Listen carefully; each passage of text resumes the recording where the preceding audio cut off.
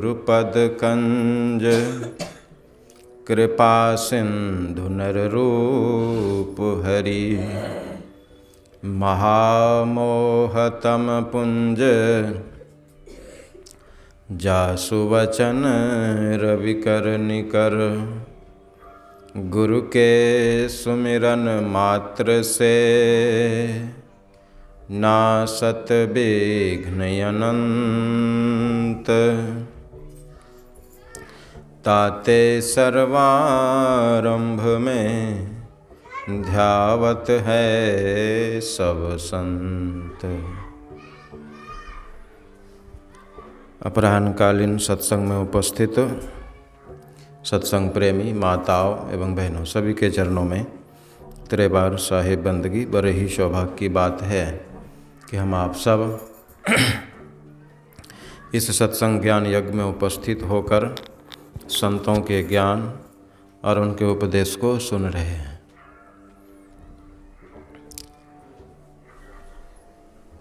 हमारे देश की जो परंपरा है वो परंपरा संतों से संचालित होता है। यदि संत ना हो इस भारत में तो भारत की पहचान ही खत्म हो जाएगी। दुनिया में बहुत से देश हैं, सबका अपना अपना पहचान है। जैसे अमेरिका है तो उसका पहचान क्या है? वो सबसे ज़्यादा धनी है।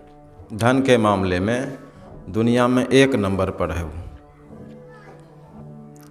चीन है तो उसका पहचान क्या है?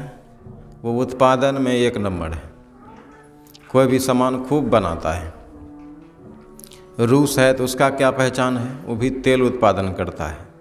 इराक है, ईरान है, अफ़गानिस्तान है, ये सब देशों का पहचान अपना अपना है। लेकिन भारत का जो पहचान है पूरी दुनिया में ये सब के लिए नहीं है।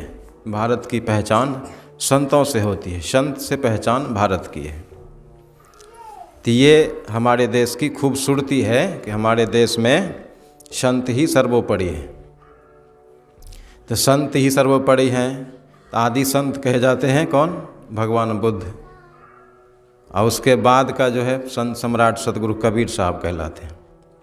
कबीर साहब इस दुनिया में सर्वोत्तम है, उनके जैसा दूसरा कोई नहीं है। और उन्होंने जो कहा है दुनिया में कोई नहीं कहा वैसा कबीर साहब के जैसा। संत तो बहुत हुए लेकिन कबीर साहब जैसा कोई नहीं। इसलिए तो कबीरपंथी से सारे लोग डरते हैं, इससे टक्कर मत लो, इससे टक्कर लोगे तो छोड़ेगा नहीं। सब कोई इससे डरता है, ये किसी चीज़ को नहीं मानता है, ऐसा कहता है लोग सब। लेकिन बात ये नहीं है। कबीरपंथी जो मानता है या कबीर साहब के जो अनुयायी हैं जो मानता है वैसा दूसरा कोई नहीं मानता है। कबीर साहब सत्य को मानते हैं। और कबीर साहब के सिद्धांत पे चलने वाले जो लोग हैं वे भी सत्य को ही मानते हैं। सत्य क्या है, झूठ क्या है,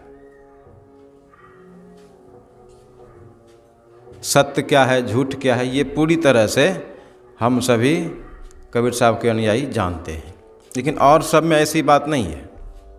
और सब जो दुनिया के लोग हैं वे तो कहते हैं अल्लाह ऊपरे में है, ईश्वर ऊपरे में है, परमात्मा ऊपरे में है।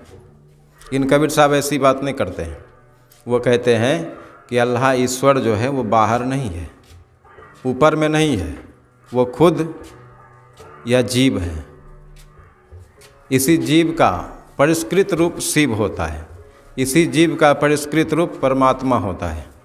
कहीं ऊपर से परमात्मा या ईश्वर नहीं आता है, अल्लाह नहीं आता है। यदि आता ऐसा, यदि परमात्मा ऊपर से आता या कहीं है तब तो बात कुछ और हो जाती। क्योंकि परमात्मा सर्वशक्तिमान है कि नहीं है?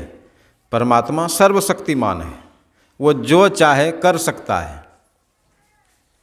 और ये भी कहा जाता है कि ये सृष्टि जो है परमात्मा ने ही बनाया है, ऐसा कहा जाता है। तो ये सृष्टि कैसा है? इस सृष्टि में कौन व्यक्ति ऐसा है जो सुखी है? कोई व्यक्ति ऐसा नहीं है जो सुखी है। परमात्मा ने कैसे सृष्टि बनाया है? सब दुखी है। तो क्या सिद्ध होता है इससे कि परमात्मा ने ये सृष्टि नहीं बनाया है, तभी तो ये सब दुख है। इसलिए ये सृष्टि कैसे है, इसके लिए गीता भी पढ़ेंगे तो पता चलेगा ये सृष्टि किसी ने नहीं बनाया, यह अनादि अनंत है। जैसे परमात्मा के संबंध में विचार हम सबों का है कि परमात्मा अनादि अनंत है, वह एक है, वैसे ही यह सृष्टि भी अनादि अनंत है, इसके जैसा दूसरा कुछ भी नहीं है। तो बड़ा गंभीर ज्ञान है ये सब ज्ञान को समझना बहुत ज़रूरी है।